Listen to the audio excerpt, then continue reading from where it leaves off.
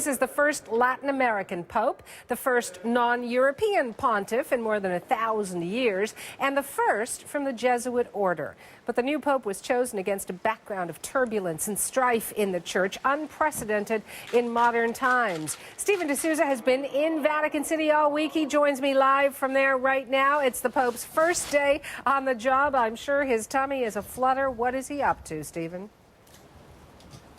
Well, he hit the ground running, Suhanna. In fact, he went to one of the largest basilicas here in Rome, and he went because that is where the founder of his order, the Jesuit order, St. Ignatius of Loyola, celebrated his first Mass. So it was a very symbolic place for Pope Francis to spend his first morning as Pope.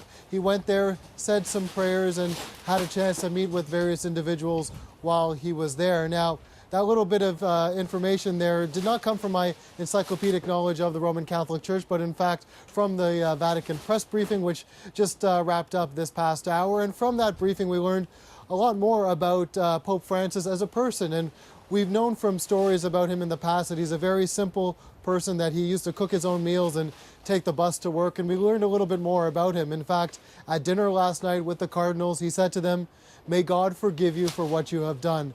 Surely a sign of humility that no doubt was a gesture that was appreciated by the cardinals. And then he also took the bus with them back to the residence, not taking the limousine that was offered. And then this morning he did something that was quite surprising. Let's hear from the Vatican's English spokesperson as to what he did. He wanted to get his luggage and his bags. He had left everything there since he'd been staying there during the time of the congregation, since he's been here. He then stopped in the main office, greeted everyone, and decided to pay the bill for his room that he had been occupying for the past few weeks, because he was concerned about giving a good example of what priests and bishops should do.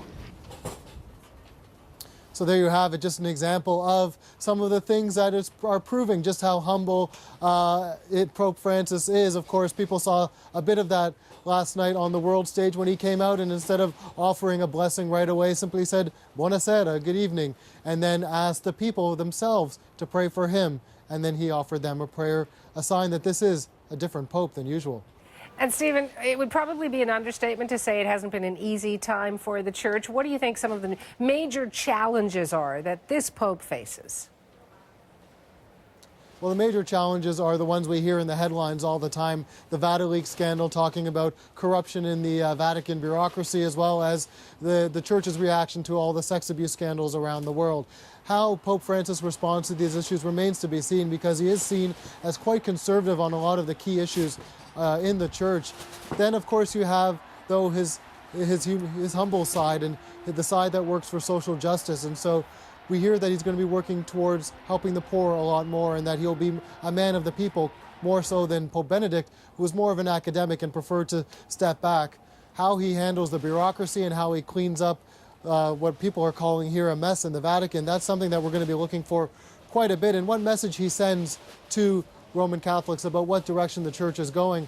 If I can, I just want to perhaps show you a little bit of what's going on in St. Peter's Square right now. There is a little bit of setup going on for his inauguration Mass, which is next Tuesday, and the Vatican has said that it's open to all. There are no tickets needed, so it just goes to show you another sign that this really is a Pope of the people.